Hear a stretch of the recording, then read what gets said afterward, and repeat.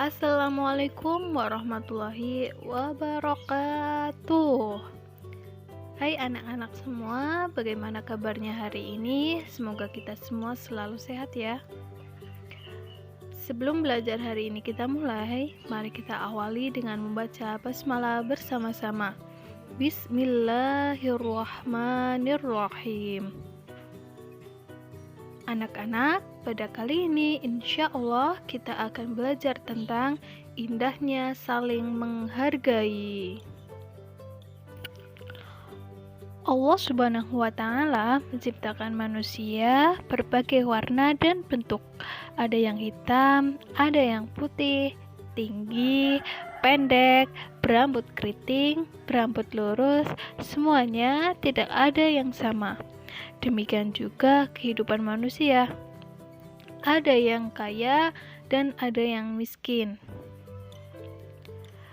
Sebagai contoh, bangsa Indonesia terdiri dari beragam suku, ras, agama, dan adat istiadat. Lalu, bagaimana sikap kita di tengah-tengah keberagaman ini? Tentu saja kita harus saling menghargai. Apa itu saling menghargai? Saling menghargai adalah menerima dan menghargai perbedaan dengan orang lain.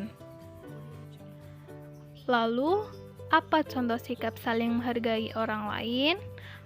Contoh yang pertama adalah menghargai pendirian orang lain.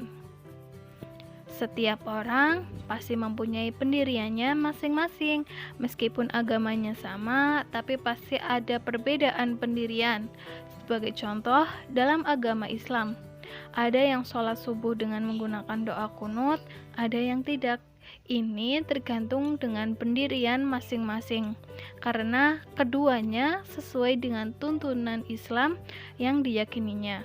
Mau pakai doa kunut atau tidak, sholat subuh mereka akan tetap sah. Kemudian, contoh yang kedua yaitu menghargai keyakinan orang lain. Keyakinan di sini adalah agama.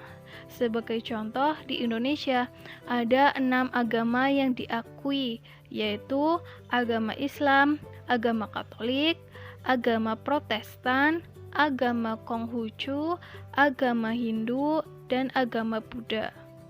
Sebagai contoh, menghargai keyakinan orang lain adalah menghargai perayaan hari raya orang lain, mempersilahkan teman kita untuk beribadah sesuai agamanya, tidak membeda-bedakan teman, dan menjaga silaturahmi dengan teman yang berbeda agama.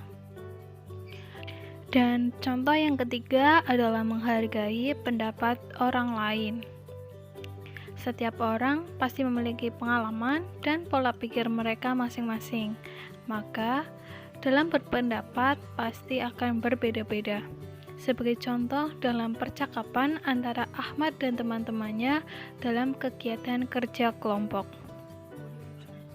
Ahmad, teman-teman, bagaimana sikap kita dalam menghargai orang tua? Nisa menjawab, menurutku kita harus ikut mengerjakan pekerjaan rumah. Kemudian Habib, kalau aku tidak boleh keluar rumah tanpa seizin orang tua. Ilham, di rumah tugasku hanya belajar saja. Kemudian Iwan, aku yang penting tidak meninggalkan sholat dan mengaji. Kemudian Ahmad, baik teman-teman, terima kasih atas jawabannya. Meskipun berbeda-beda, harus tetap menghargai pendapat ya. Nah, itu adalah contoh-contoh sikap saling menghargai, yaitu kita harus menghargai pendirian orang lain, menghargai keyakinan orang lain, dan menghargai pendapat orang lain. Nah, mengapa kita harus saling menghargai? Ini sudah dijelaskan dalam Quran Surat Al-Hujurat ayat 49. Hai manusia, sesungguhnya kami menciptakan kamu dari seorang laki-laki dan seorang perempuan, dan menjadikan kamu berbangsa-bangsa dan bersuku-suku, supaya kamu saling kenal mengenal. Sesungguhnya, orang yang paling mulia di antara kamu di sisi Allah ialah orang yang paling takwa di antara kamu.